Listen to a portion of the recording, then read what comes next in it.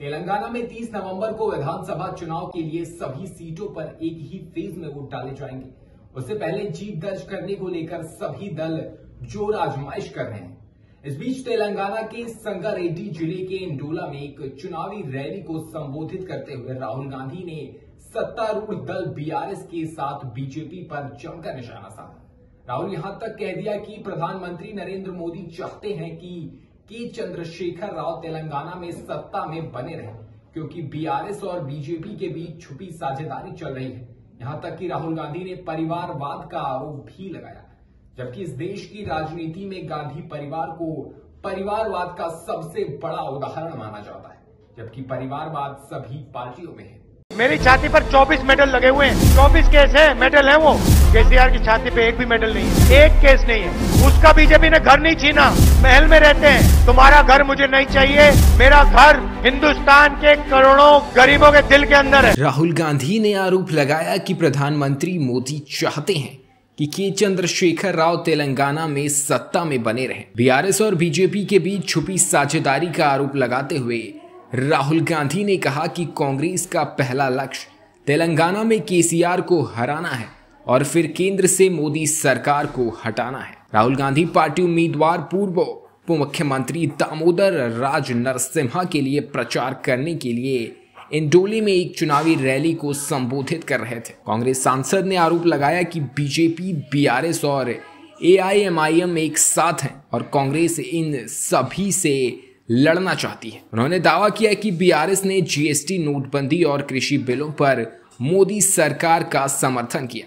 उन्होंने कहा, चूंकि मैं हर दिन बीजेपी से लड़ता हूं, मेरे खिलाफ 24 मामले हैं, लेकिन केसीआर के खिलाफ ईडी, सीबीआई या आईटी की एक भी टीम उनके खिलाफ नहीं गई, उनके खिलाफ एक भी मामला नहीं। राहुल गांधी ने एआईएमआईएम पर निशाना साधते हुए कहा कि जहां भी कांग्रेस बीजेपी लड़ रही है, वहां वो बीजेपी की मदद के लिए अपने उम्मीदवार उतार देती है। हैदराबाद में शनिवार रात बेरोजगार युवाओं के साथ अपनी मुलाकात का जिक्र करते हुए राहुल गांधी ने कहा कि केसीआर सरकार ने टीएसपीएससी परीक्षा में पेपर लीक के जरिए उनका भविष्य बर्बाद कर दिया। कांग्रेस नेता राहुल गांधी ने विधानसभा चुनाव को दोराला सरकार और प्रजला सरकार के बीच लड़ाई बताई। उन्होंने वादा किया कि अगर कांग्रेस सत्ता में आई तो जनता का शासन लाएगी। उन्होंने आरोप लगाया कि केसीआर सरकार पूरे देश में सबसे भ्रष्ट है।